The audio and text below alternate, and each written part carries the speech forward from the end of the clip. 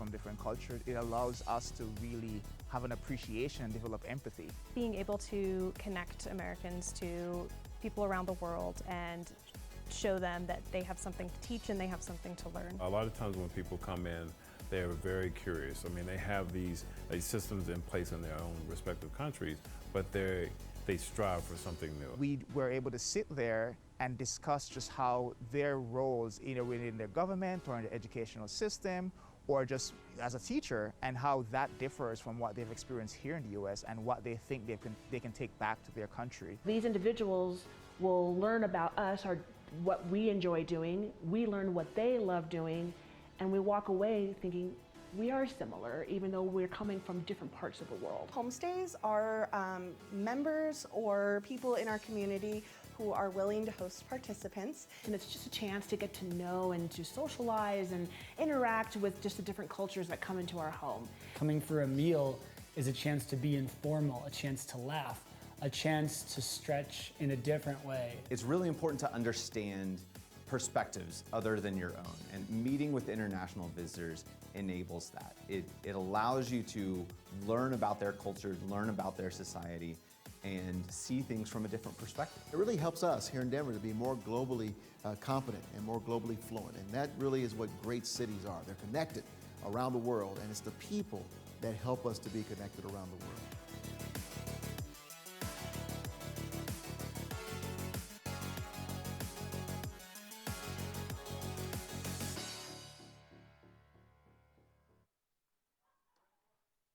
Well, good morning, Startup Week. My name is John Krieger. I'm the Executive Director of World Denver. World Denver is a nonprofit membership organization that facilitates international exchange and global engagement in Denver. We're really excited this morning to be partnering with the International Labor Organization, the World Affairs Councils of America, Global Minded, and Denver Startup Week to present the future of work. And we have a great panel for you this morning. Rather than spending all the time talking through their various awards and accolades, and they are significant, I'm just going to introduce them by name and title, and then know that you all have phones and computers and can find them on LinkedIn and find all the incredible things that they do and how qualified they are to talk about this topic, the future of work. So the panel today will be led by Kevin Cassidy. Kevin Cassidy is a senior director with the International Labor Organization, someone with decades of experience in international development and also in studying how the workforce is evolving. So Kevin, if you'll please join me on stage.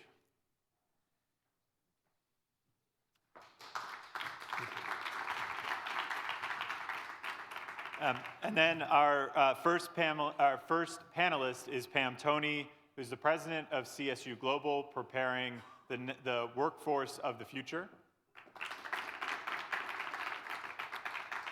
Our next panelist is Kelly Lang, who is the director of talent management, diversity, and belonging at DaVita, a multinational healthcare company. And then we have Charlene Moss, who is the Chief of Staff for Ed Solutions and also the creative director and host of the Working Within podcast. And then last but definitely not least, Shannon John, who is the Green Workforce Lead with the City and County of Denver in Denver's Climate Action, Sustainability, and Resiliency Office. So without any further ado, I'll hand it over to our panelists. Thank you again. Great. John, thank you very much, and a pleasure to be here, and good morning to everybody. Give a shout out to the workers in the back, as we could do in the labor organization, so without you, this is not possible. Thank you very much, and thanks for getting up early. Just very quickly, the International Labor Organization is one of the 36 agencies, funds, and programs of the UN. We're actually one of the oldest of the UN system. We came out of the Treaty of Versailles with the League of Nations. Our job is to promote decent work for all women and men, and social justice. It's a normative agency, which means that we set conventions and standards in the world of work, and many of those standards actually have been embedded in the US as well. Social Security comes from the ILO, child labor laws, hours of work. These are international standards that the US and our tripartite partners, governments and workers, sit down together to discuss. So we would have the AFL-CIO, yes, the Department of Labor, but Disney, Walmart will be at the table as well, discussing what the world of work means, supply chains, violence and harassment in the workplace, all the range of issues that are important. Today, our discussion is talking about the future of work towards a greener and more equitable, sustainable global economy. This is in response largely to climate change, but I think also COVID-19 has pushed that along in a way which I think none of us expected. For the ILO, we focus on what's called the human-centered future of decent work. And decent work is freely chosen work that has equity in pay, equity of opportunity, and opportunity for not only the individuals, but for the communities as well, because you can't do it alone. I'd like to start off by just asking a couple of maybe specific questions, and then we can get to some general questions, and hopefully we'll do it in a more rapid pace. So I'm going to start right now with Pam. So Pam, when people think about education, we don't always need to have a 4-year degree, and Italian literature is great, but it may not help me get a job. So what is the purpose of higher education today? Sure. Thanks.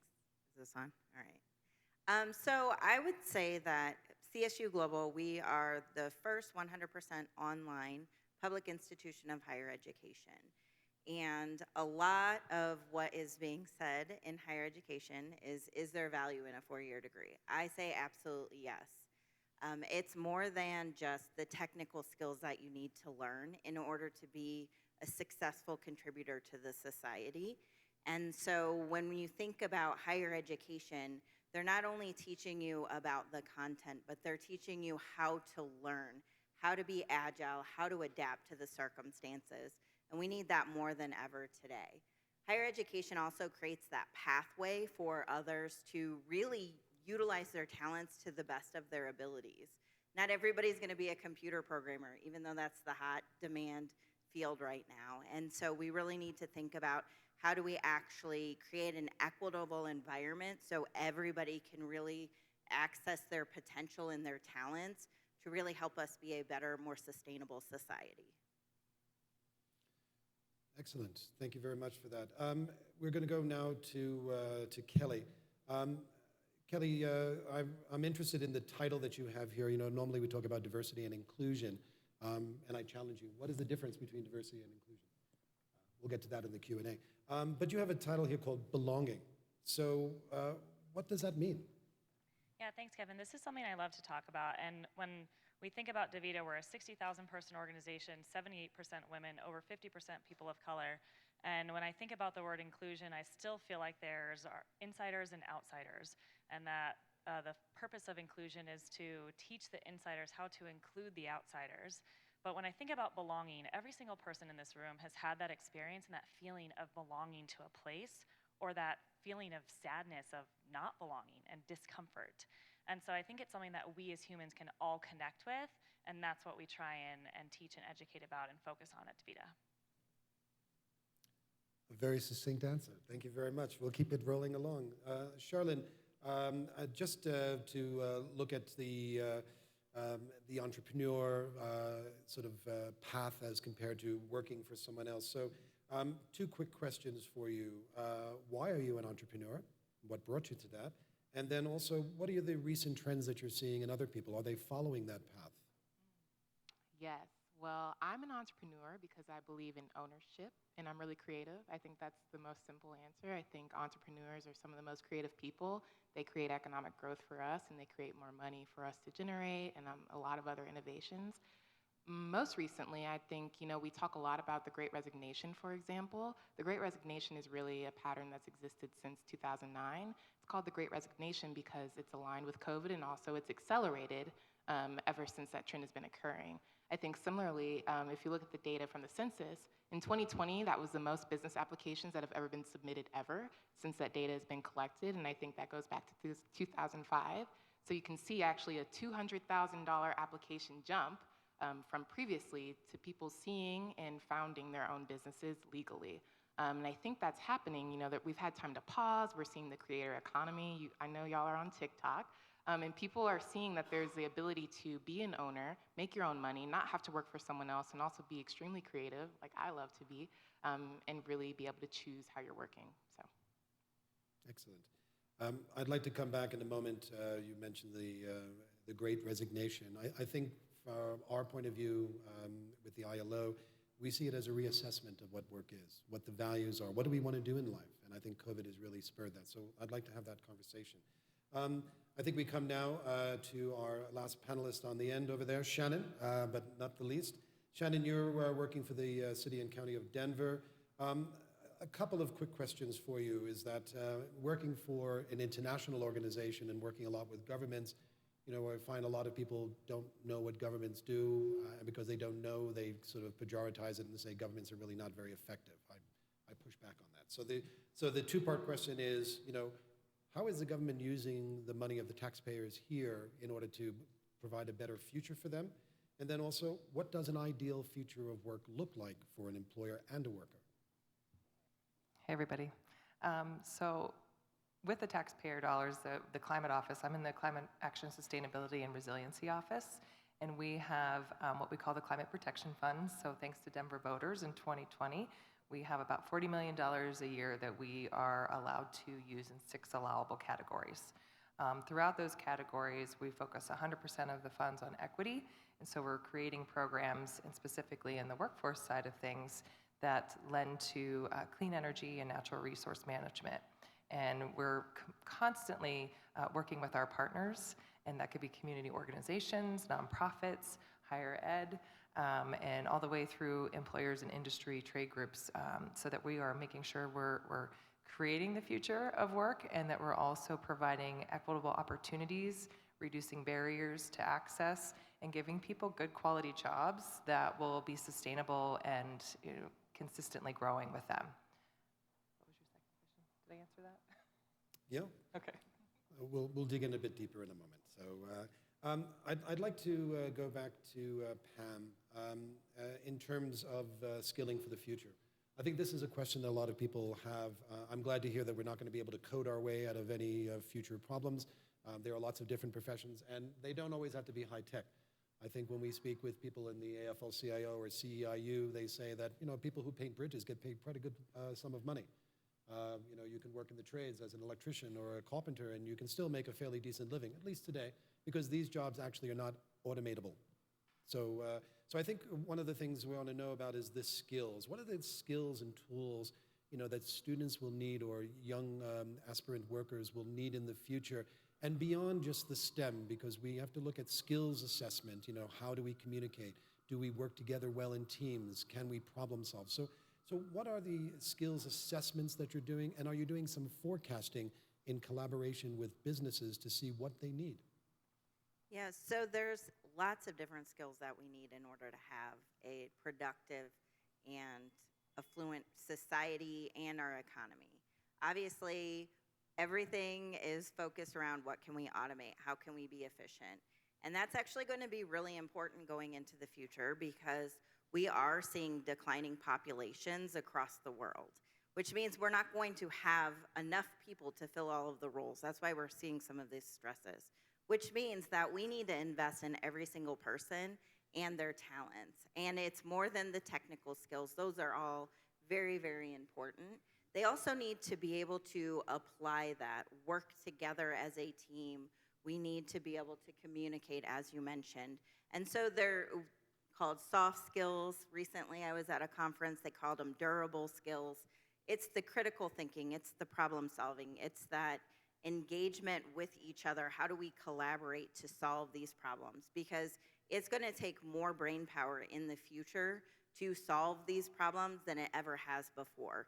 We have the population declining, we have resource scarcity. We have to be creative about how are we going to continue to thrive and survive and keep a really productive community and society going. Great. Can I just push a little bit further on that? I mean, one of the things in our research globally, and the ILO obviously works across the world, so Denver is a very different economic and social structure than, say, Malawi or Lesotho or in Cambodia. But what we want to make sure about is that when young people are looking at the future for themselves, you know, because a lot of younger people have been able to immerse themselves in a virtual world, you know, do you see that young people are wanting to move into different professions beyond, you know, that kind of safe virtual space? Is there a cultural and a generational divide? Yes. there's definitely in COVID, I think really did push the boundaries. So we've seen people, especially in online education, that's a virtual environment. And it used to be the option for convenience. I need to have a flexible schedule. I need to be able to come and go and get the work done at the same time. With COVID and this push for everybody had to try virtual, we've really seen people who would not have considered online or virtual really navigating toward that and saying, this is really what makes me successful. I can be more successful in this environment. And then we have the other side of the group where they're like, I am done with Zoom calls. I don't want to do anything virtually. I need to be in person. So I think that we're opening our minds to what is possible in the future and what are the skills and really tapping into talents. I think I look at my children, I have young children in elementary and middle school, and they really are looking at what are the opportunities. They're trying more things, even if it's in a virtual environment where it's safe. It gives them the opportunity to really explore and find out what they're passionate about, what they're going to do. So I know that they learn so much from online too, that I think it's amazing just the amount of information that is available. And I think that as organizations, we have a responsibility to help them use that information in a way that's going to be productive. Excellent. I'm going to jump back to Shannon over here. My understanding, and again, I'm new, and thank you very much for getting me up to speed yesterday in our conversation about what you're doing here. But in terms of addressing sustainability, climate action, and so your office is focused on underserved communities. Can you talk a little bit about why that's important and how that feeds into the larger activities that you're doing here in Denver? So we're all impacted by climate change, right? We know that we have vulnerable communities that are more impacted. And so as we're shifting towards a cleaner, greener environment, we want to make sure that those community members are first and foremost addressed. And we are supporting them by listening to what they need. And maybe it's not that they need solar panels or an EV, maybe it's that they need just basic light structure outside of their buildings so that they feel safe enough to walk to plug in their car at some point. So it's really important for us to be listening and engaging with these community members and specifically tapping into the trusted partners that are in these communities.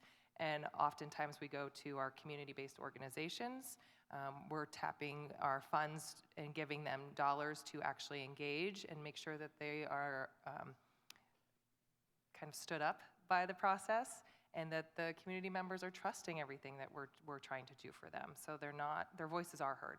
At the end of the day, we can't make impacts in these communities if they don't trust us. Right. And I'll push a bit further on this. I mean, in our work globally, we believe in developing community-based activities and councils because you have to listen to people about what they want. And many people may not have access to Wi-Fi. I mean, in the US, we have a 93% internet penetration, but in other countries in the world, 5%, 10%. So they're not going to be anywhere near where you are today. And in these underserved communities, with that, are you, in listening to what they have to say, is that lack of services and lack of access, lack of networks, lack of assistance from transition from school to work, are those issues coming into play? Yes, very much so. So as we listen to, we're doing these rapid assessments in we call them the NEST neighborhoods, and they're the ones that have been identified as being the most vulnerable. And these assessments are listening to stakeholders, so business owners, nonprofits, et cetera. And then we're asking the adults that live in the communities very basic questions, and then the youth. And so we're hearing pretty much across the board similar conversations and data points where their basic needs are not being met for various reasons. And so that's going to trigger our office to create either programs or opportunities to stand up in these communities and also collaborate with other agencies within the city to ensure that the Department of Transportation Infrastructure is aware of XYZ and the Economic Development Office, et cetera. So, you know, it's really vital that we're at this point of listening. Instead of us coming into town, we want to sit back and listen and hear what needs to be done. Right, because climate change and mitigation issues are not just about oil and gas to renewables, it is about buildings, it's about city infrastructures, it's about a whole way of life that's going to change the way in which we operate as a species. Let's be honest about that. I'm going to go to Kelly for a moment here to tell us a little bit more about DaVita and about the process for creating the program and its implementation, and securing buy-in from leadership and stakeholders. And maybe if you can sort of elaborate a bit about stakeholders. We use that word a lot instead of shareholders for business. What do you mean, and how does DaVita work? Yeah, it's an interesting question. And when I think about the future of work, I think about it as very integrated. People want their work to fit within their life. And in order to do that, they have to feel like they're in this environment where they feel part of the culture, part of the team, they feel like they belong. And so when I started this program 4 years ago, I knew nothing about diversity and belonging. I did a ton of research, and there's a lot of articles out there about what works and what doesn't. And there's a lot of studies about unconscious bias, and so I would encourage all of you as you're building your organizations to go out there and use the research to help you build your own programs. And look, it's not complicated stuff. Like I mentioned before, we all have had the experience of belonging and not belonging, and that concept is very foundational. And so that was something that we hit on when we built our program out. In month 3 of being in this job, I actually published a book internally. That book is available on DaVita's website. If any of you are interested, I can give you the link after the session. But what I did in terms of building the business case for belonging is look to that research, and it demonstrates that organizations that have stronger representation have more diverse perspectives being shown, and that actually leads to greater financial outcomes. And you see it across the board with boards of directors that are more diverse have better outcomes for organizations.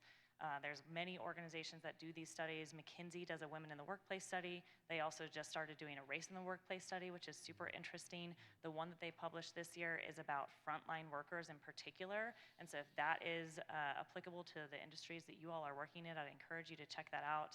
And then the other organization that I like to speak to is the Bloomberg Gender Equality Index. And that's one that we've been partnering with for many years, not only to understand how we are performing against the rest of the people who submit their information there, but also they encourage us to push ourselves, to have new ideas and strategies to implement. And so I think when we think about stakeholders and the business case for why we're focusing on this, it's 2 parts. It's one, looking to that external research, and it's also showing success stories from our own teammate population to say, look, these programs, they do increase retention, they do increase engagement, and that sense of belonging helps us work more collaboratively together as a team. And when I think about high-performing teams, I think of 2 things. One, you have to have that connection. Connection leads to trust, and then you also have to have that courage to have those really difficult conversations and to push yourselves to do better work together. Thanks very much. I'd like to just push a little bit more because diversity, inclusion, belonging, I'm going to adopt that term, so thank you very much, is very important to us. I mean, in a lot of the research we see, when workplaces are diverse and integrated and they have good gender balance, they're more innovative, they have higher levels of patents, they really do excel. But we found mostly that for a lot of women around the world, and even in developed countries, that it's not a matter of competency, but a matter of confidence. And when a woman applies for a job, they have to know they have to do 100% of that job. Whereas a guy can say, I know 30%, I can kind of blag my way through this and I'll get the job, because that person may look like the other person who's interviewing them. So in terms of this, what are your thoughts on how to increase women in technology sector, because women are not as equally in that sector as men are? Yeah, I think it's an interesting point that you bring up, and it's one that we actually discuss pretty frequently. For me, it's a lot about mentorship and advocacy. I think that when women and also people of color have access to those mentors and those people who can advocate for them, that can help them understand, hey, you could go out and do that job. Even if you don't meet 100% of that criteria, you could go and do that. I think that helps to build that confidence, and that will help women to understand what they're capable of. So short answer, but. Yeah. No, it's good. And please hire more women. They're great programmers as well, and good managers, even better than me. I'd like now to talk to Charlene about this. So these shifts, you're an entrepreneur, you're looking at the startup economy, and so What have you noticed over the past 2 years and the impact of COVID and also non-COVID related trends? Well, it may not be clear, but I was one of the COVID graduates. So I was one of the students that entered the virtual workforce. And for a lot of us, that meant a lot of different realities. Going back home before graduation, maybe having a job offer rescinded, maybe moving to a new city and not being able to meet in an office. For us in my generation, I'm Gen Z. For my generation, I feel like, you get the story often that you go to college and you get a job at an organization that's huge and has the leverage to deal with some crisis like COVID. What we saw, I think, holistically is that it shocked the world in a way that maybe we weren't prepared for. There were a lot of layoffs, and there still are, that are occurring.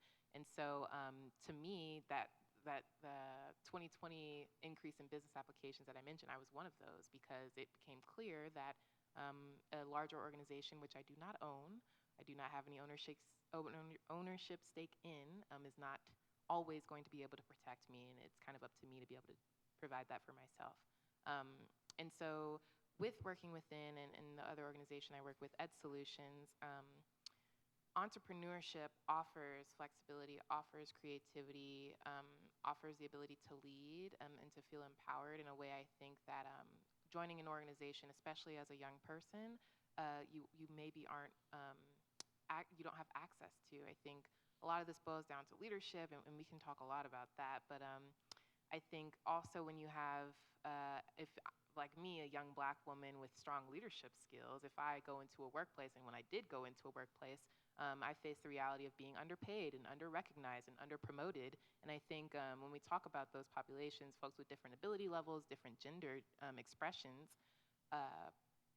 sometimes we want to work for ourselves. I don't want to have to go advocate for my pay equity when I'm training someone 2 levels above me at my second year at the job. So I think those realities make avoiding the workplace, which can often be toxic, challenging, and harmful and poisonous for some populations, is a new reality.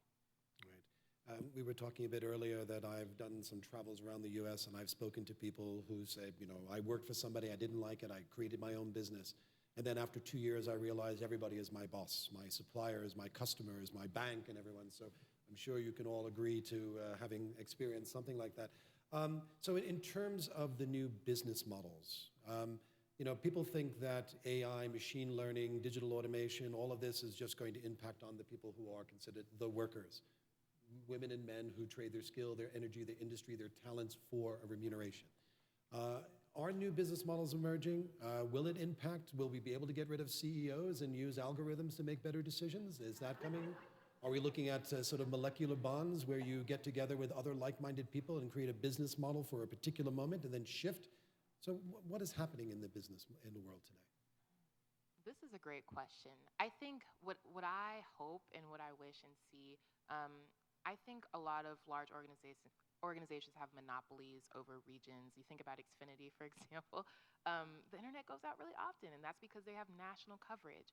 What I would like to see, and what I see a lot of in my community now, is a lot of smaller community-based organizations who can get really specific to the needs of their communities, who also receive the support of their communities because we want to see small businesses succeed.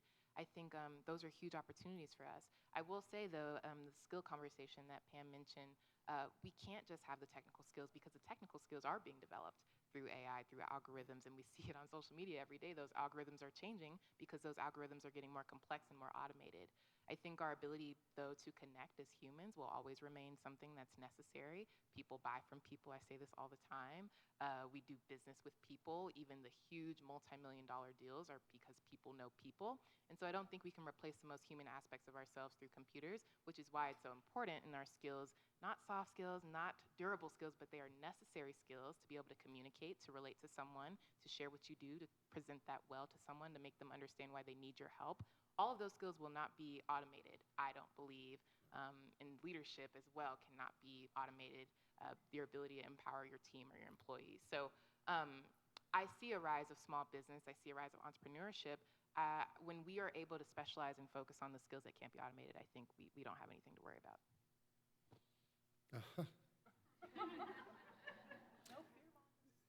No, just putting the cat amongst the pigeons. But I think for me, as I said, the international organization, we look at many different societies and different levels of education, different levels of access. Here in Denver, a lot of international businesses are taking root. They are in other places across the United States as well too.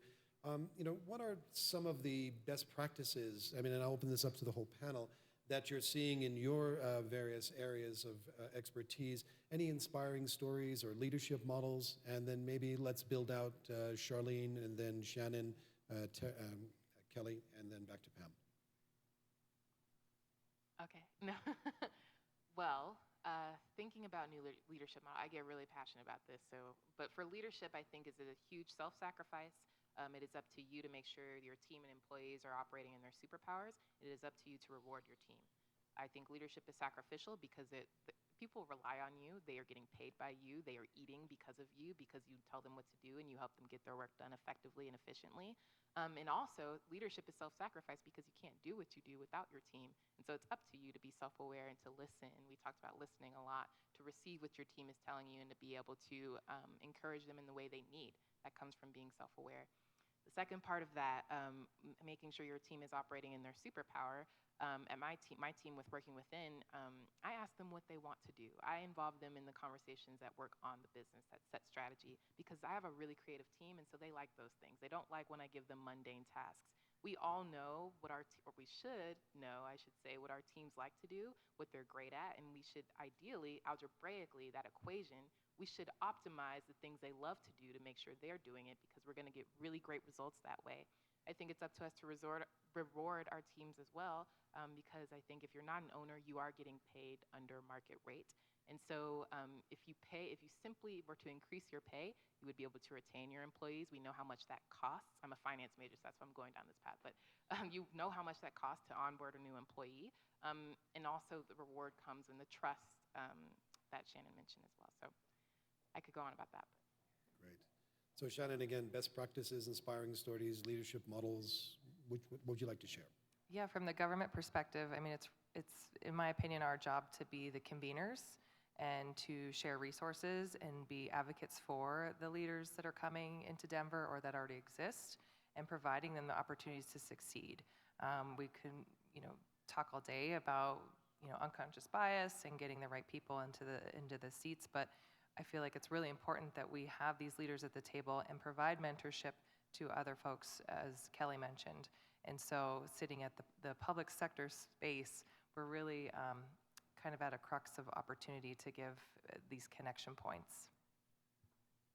Great. Terry?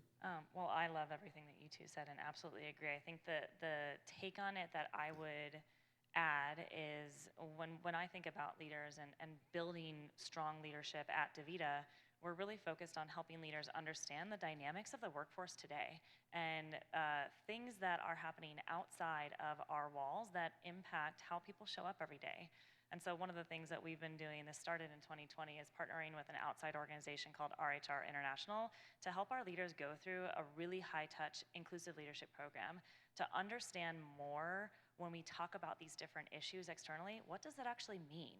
And wrestling with concepts that may be unfamiliar, particularly to some of our senior leadership who might be older, might be more white, might be more likely to be male, and help open their eyes to this world of diversity, equity, and belonging and inclusion that might not be always transparent to them, and have those tough dialogues and conversations so that they can continue to move their thinking forward about how this is going to impact and influence their relationships with people in the organization.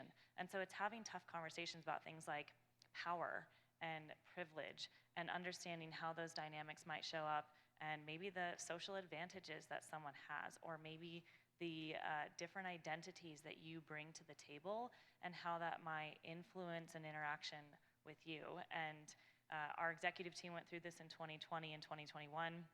They felt like it was so powerful that we're actually cascading that exact same experience to our entire leadership team.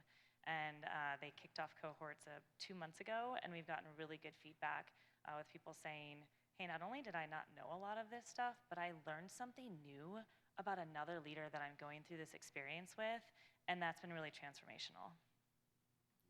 Pamela?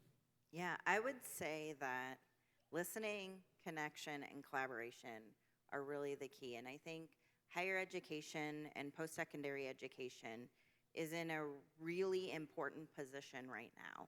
We see most of the students, how they're going through K through 12. We develop the teachers who are teaching and the principals who are working with the youth. And so we understand the challenges that we see when they come to college, and we have a unique position to help them understand how can we build stronger pipelines into college, into technical careers, into the workforce. We also have the ability to reach out and connect with industry leaders and understand what are they looking for, what is an ideal employee, who do we need, how do we need to develop people. And so we have this opportunity to lead in this area in a way that brings together that connection across the whole pipeline and really develop people at every level and every stage. So it's not just K through 12 does this without looking forward into what skills are they going to need to go into the workforce or go into college or to make that next decision. And then how do we move them beyond higher education into the workforce? And then they need to circle back because we do have this lifelong learning. Nowadays, you're not going to stay in the same position and career and field for 30 plus years. You're changing and adapting and learning new things, and having those pathways in and out of education is going to be critical to the workforce of the future. Excellent. And maybe we'll just go very quickly and we'll start here and work back that way, and then we'll open up to the floor here if you have some questions. Focusing on lifelong learning, because we realize you can no longer front load your education, that you need to have flexibility throughout your whole life. Questions are, who pays? Are you going to pay? Is the business going to pay? Is the government going to pay? You know, who does that disproportionately fall upon? I, up until a couple of years ago, was still paying off my graduate degree, so it is expensive to do. Not everybody can. So what is the importance of lifelong learning for us as a gateway to decent work? How do you see it being manifest? And then for all of you in your particular areas, how you see that being important and as a catalyst? I say education and the cost of education is the responsibility of everybody. Those in the education field, we have teachers, we have principals, we have administrators, we have faculty in higher education. We need to pay them also. And so they are part of our workforce that helps to develop. And so I think everybody has some responsibility in that. And there's not a great model here in the United States for how we actually help students and the workforce upskill. I do know that there is a lot of interest and there is a lot of organizations that do invest in that development in their people. Sometimes it's difficult and there's a barrier. They don't understand how to use it. It's challenging for the employer. So I think it's really coming together as a group and saying, how can we do this more effectively? Because if we help to educate one person, we help the whole society, and we really do help this cascading effect of the economy. So I do think that it's important that everybody has some investment, whether it's small or large, there's something that we can do in that area. Yeah, I agree with Pam. I think everyone owns this, and at DeVita, what we're really invested in is growing the earnings potential of our teammate population, and also creating more awareness of the different opportunities that students can have to build careers in healthcare. And when I think about healthcare, it's primarily nurses and it's technicians who are taking care of our patients. And so for us, we have several programs that are providing financial support and mentorship and advocacy to help our patient care technicians get on a path to becoming a DeVita nurse. And so we support them in going through that application process, which is quite complex. We support them while they're in nursing school, and we give them mentors throughout the way so that they can solve some of the challenges that they might encounter. And I think that's one aspect of career development, and there's so many more career development programs that DeVita invests in because we really believe in growing from within. A teammate who comes to DeVita is more likely to stay in the organization if they feel like they're invested in and they feel like they have the opportunity to grow their earnings potential. And so that's a really key component of our program. Yes, in startup land and in entrepreneurship, I believe there's value in having a larger degree and credentials from a university or larger organization, but I think a lot of lifelong learning can come from micro-credentialing or just getting like certifications that are necessary for the function or service or product you're offering, or mentorship. I think uniquely entrepreneurship will teach you a lot in the journey. It'll teach you much more than an MBA would, for example. But I think your ability to access and learn from people who have been doing this for a long time, and your ability to diversify your experience, like maybe you have a job while you're developing your organization, or you're working at 2 organizations at the same time, or you're learning from the different types of clients you serve. I think those should not be discounted as educational experiences as well, because that teaches you a lot. So with the Climate Protection Fund, we have the ability to create or stand up new programs. And these programs are collaborative efforts. We have training providers, technical colleges, 4-year degrees, brand new community orgs making these trainings that are like short-term micro-credentials. And at the end of the day, we're paying people to come to these programs and be trained. So at minimum, they're making $20 an hour just to be a part of the learning cycle. And we feel that because of the populations that we're tapping into, they shouldn't have to be afraid to not be able to put food on the table because they want to get upskilled or trained into something new. Or maybe they are a transition worker coming out of the oil and gas industry. There's opportunities for them to get quick, these micro-credentials and have the chance to be paid to learn as they go. So, from the government standpoint, we're not trying to make a sustainable program with our funds. We want to stand it up, give it a kickstart, and then have the employers and the industry come to the table and say, we are willing to support you, and we appreciate that these people that are being churned out are quality, and that then they will take them on and embark on an employment journey with them. Right. Yeah, I think it's really important to look at skills. I mean, HR today and most companies are always chasing talent. You always need to have a good pipeline of talent. I hate the words talent acquisition or human capital. It kind of commoditizes people, which I think is a bit unfortunate. So I think now we're going to open up to the floor here. So let's keep it going. We've got a few minutes, and then I'll come back to the panel for a final word. So please. Or do I have to choose you? No, please.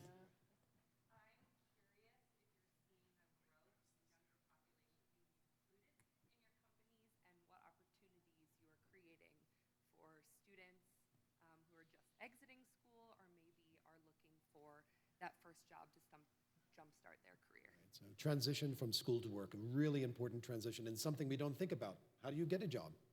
Right, who's helping you? So please, Terry. Yeah, Kelly, sorry. I'd love to take the first one. So this is something that DaVita actually works on a lot, and last year we won a grant in partnership with the Community College of Denver and Arapahoe Community College, and the entire intention was to build more sustainable education to career pipelines. And so what we did is we worked with them and said, hey, our patient care technician role is this entry-level role at DaVita. You only need to have a high school education. But we don't think that people know what that is. When you think about the traditional types of jobs that are out there, this is not one that's super visible to teammates or to students. And so we built the curriculum with them. We actually launched our first cohort this summer, and the focus was really for us on making sure that we're getting exposure to underserved communities.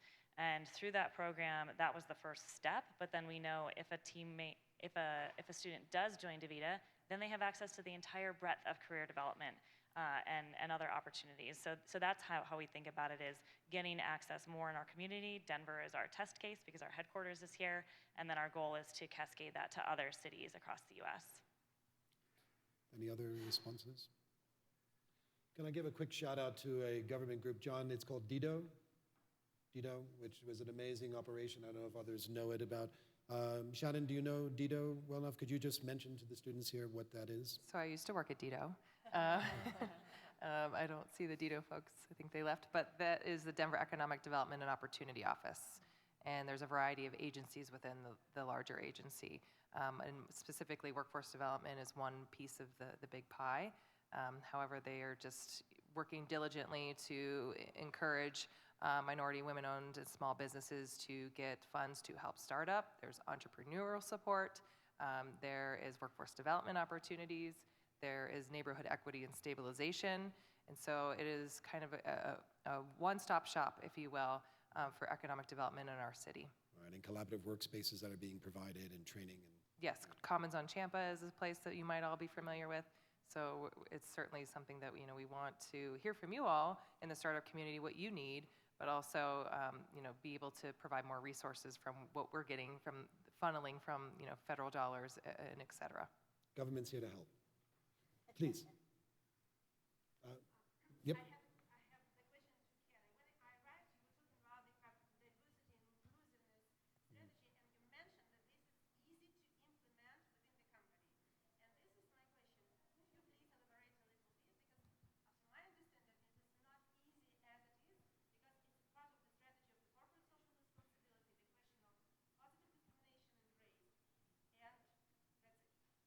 I think getting a start in implementing a diversity and belonging program can be simple. And what I would encourage you to do if you're thinking about this for your organization is to focus on that fundamental belonging. That's the start. Connection and belonging is where I would start, and then it does grow from there. And don't mistake me, there are a lot of complexities about what we do. So when we think about diversity, it's about representation. That can be very challenging to implement the right structures in hiring and career development that give equal access and opportunity to women and teammates of color. And I think when we think about the broader expanse into pay equity, that can also be quite complex and lots of data and analytics behind it. But what I would encourage you to think about is, how can you start small?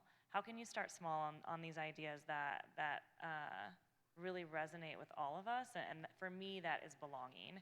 And if we don't have that fundamental basic human need of belonging, then we can't really move any further. And I do think there are a lot of complexity to what I do, but I'd love to talk more after this session. You did mention CSR, which to me is a big marketing ploy, although I think it meant well in some instances. Companies are moving towards ESG. This is environment, social, and governance, and that's more that is more structured and has more of a rights-based approach, which means that individuals and diversity in the workplace is paramount. And companies are grappling with the S part. They don't know what the social means, and we are advising them quite a lot on that.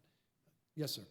This question is made more for Pamela. So if we go more upstream in the workforce development, you're looking at teachers. 60% are looking to leave the profession. We have states that they can't even fill the gaps, so they're looking to veterans to fill. So we've got our children being taught by unaccredited teachers. And, I even know that some are dissuading future people from going into the profession. So if that's our bread and butter for the future, and we're not taking care of it, where does that leave us for future workforce development? That is definitely the start of many conversations that I've been involved in over the past year. How do we really ensure that we're investing in these critical society needs? And education is one of those. And so there's a lot of different things that, and I've been part of a group where we've been talking about, again, how are we bridging these pieces? How do we help develop our teachers? How do we help keep them engaged and want to stay engaged? And I think that is something that we have to put a lot of investment back into. There's always good and bad with everything, right? And so it's usually, we need to look at the core of what the problem is. What are the structures? How do we actually develop them? There's a lot of investment for teachers just to be a teacher, and should it be that way? Should there be different pathways into that profession that allows them to build their skills? Just as Kelly was saying with the healthcare field, is there an entry-level point where we can start developing them, have them student teach while they're in high school? There's some creative solutions, but we all have to come to the table and say, this is very important for our future, and this is how we grow our workforce, and this is how we actually help businesses make money so we can reinvest. And so I think that there's a lot of silos in a lot of these areas, and we have to start breaking down those barriers and saying, this is not working. We have to come up with a different approach. What has worked for the last 30, 50 years is not working anymore, and we need a different solution. Anyone else like to comment? No. Teacher flight is an absolute problem. There's no doubt about it. I think there are a number of issues on that. I mean, the original education model was actually built on a factory model. Get them in, get them out, get them a degree. But that was largely for people who had money, who were landed gentry, right? So it was a domain of a particular group. So there are new models that are coming out. I think now for teachers, we have to look at compensation issues. We have to look at reasons why teachers can't go to school to teach. They may not be able to afford to live where they have their job.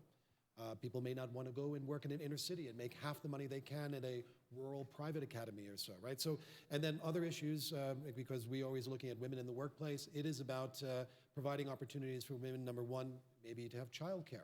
I mean, a lot of employers don't provide that, right? Childcare would bring tons of women into the workplace.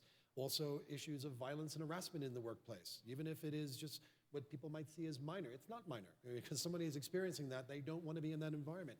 And that's a part of the, the great reassessment. People just don't want to go to a workplace that they feel is hostile to them. They'd rather spend time with their family, live more modestly, and outside the big pricey cities. So education is important, and whether it's massive open online courses or that, I mean, I think we do have to address it, because education really is kind of a person-to-person thing, right? We learn a lot from people that we model. Yes, please. Back up the comment about the teacher flight thing, because I've been a high school teacher for the last 20 years, and I just left the field this year. I taught computer science for a long time, but I definitely just want to reiterate what you were saying about, there's so many issues. But one of the things I think you were talking about, and I have to look, Kelly was mentioning just the idea of belonging and the idea of being supported, and then of course there's many reasons, but the financial aspects. And I mean, I think most teachers that I've been in my experience, all the teachers are there for the kids, they really are. And if you've ever watched even the Abbott Elementary, it's so cute, because most of the teachers are there for the love they have for the kids is just amazing. But it becomes it's just hard to maintain that when there are so many other things that you can't, I could not have, I think my time was the biggest thing too, is because not only was I working 50 hours a week, but I was also coming home to at least 10 or 15 hours a week at home working. And I don't know, it's you give so much of yourself to the job. But so we'll let the panel here reply to that. But it is, people are very passionate about teaching. When you love a job, you're passionate about it. And sometimes also not only your passion, but you have a gift for teaching as well too. That's why you gravitate. Any feedback on teacher flight and education systems for the future? Well, I work for two startups. The other organization I work for is Ed Solutions. I was actually just at an event, and a lot of educators were talking exactly about that. I think a big question to answer there is, what if we simplified the teaching profession so that the planning time and being the resource to students, you can actually do that simply, rather than being responsible for a host of other things. And I think one thing to just put out, Kevin mentioned this, but I want to underscore, the old teaching model does not work for all students. It doesn't work for a lot of students, actually. And so I think, to underscore what Pam said, this is an opportunity to be really creative and not necessarily try to go back to the model that we had. Right. I mean, even access to Wi-Fi. I remember when I went out in my place in New York, a developing country, and when we had to do that, we had to go outside the library or outside of McDonald's, because they had a reliable Wi-Fi connection. People who are in homes that don't even have laptops. I mean, how do you reach the children? Inner cities. I mean, I think the work that you're doing, Shannon, is really quite important in giving everyone the opportunity, because the best read novel in the world doesn't mean anything until you read it, and the best programmer or the best scientist or the best mathematician in the world will not bring their talents to bear if they have not had the opportunity to develop that and bring that to fruition. So very important. I don't know on the time check if we have any time for another round of questions, or we have a 5-minute. So maybe one or two more quick questions in the form of a question. Yes, please. So going back to the great reassessment, the great resignation, and the importance of keeping our talent, what are some key things that employers can do to try to retain their employees? Pay them above market rate. If you are not an owner, you are being paid under market rate. That is how we make profit. Another thing about leadership, I think, if you can understand what your talent or people want to do and match them with what they're doing, absolutely do that. And also understand if they are the types of folks who would want to work on the business, work on the organization too. I think Employees can get caught up in working in the business, as one of my friends loves to say. But you do need help working on the business. And actually, the people who are working in the business have the innovation and the ideas, and because of the day-to-day work, to work on the business with you. I know in my team, at least, it's very important because they're doing the work, and so. I would say a few things. I think one, it's you have to create an environment where people want to be there. And so that speaks to the connection, that belonging, that feeling like I'm in the right place. I think the second thing is you have to invest in your people to help them understand how they can continue to grow their career, because nobody wants to stay in the same job forever. And at some point, they're going to get bored. And you have to be able to have those conversations regularly to understand what they want, and then also give them access to different opportunities. And I think one of the unique things about DaVita is we're a gigantic organization. And so if you can imagine it, there's probably a team that does it. And so I think that creates a lot of variability for people who might not know exactly what they want to do. And then I would underscore the point that you made, which is you have to pay people well. And this is something that we really prioritize at DaVita. We've actually been differentially investing in new comp structures for several years and creating more a systematic guidance to help people understand when they're making pay decisions, how that impacts what the market rates are. And we do a lot of data and analytics to understand if we're paying people at the level that they should be. Any other feedback? Maybe just very quickly, last Sunday was the International Pay Equity Day. It's something the ILO is very focused on. We call it actually equal pay for work of equal value. So if you're a director of the legal department or a director of the marketing department, marketing could sometimes be feminized, they would be paid lower. We know that women are paid 78 cents on the dollar. It's worse in other countries. Arab states, it's about 40 cents on the dollar. And then for many other countries, it's very hard to get statistics because informal economy is so high. So we do need to look at that. And what I noticed with companies, and I've been traveling around the US now to refamiliarize myself with my home country after working overseas for many years, is that companies that are coming to invest in your cities, they want to know things like quality of life. What is the density of restaurants? Do you have a university that we can go and listen to these kind of lectures? How many miles of bike trails you have? Is there an inclusivity in this neighborhood? Will my children, I'm a programmer from India or I'm from France, will we feel welcomed in this community? So we do need to address these diversities, and compensation is a great way to increase productivity. If you pay people well, they will stay, they will be loyal, they will work for you forever. And anybody who's an HR director knows it takes 18 months to recoup the cost of hiring a single person. So really important to focus on talent, pay them well, they'll stay there, they'll be with you. Diverse workplaces are very innovative, it'll make it happen. So we're going to close here now.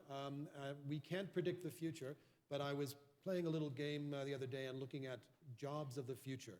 So all of you out there who may be algorithm bias editors in the future, drone traffic optimizers, wilders, people who bring the flora and fauna back to big cities, metaverse film creators, think of Total Recall, organ growers, protoplanet harvesters, we're running out of places to mine on the earth, and robotic surgeons or counselors. So maybe you'll see a new future.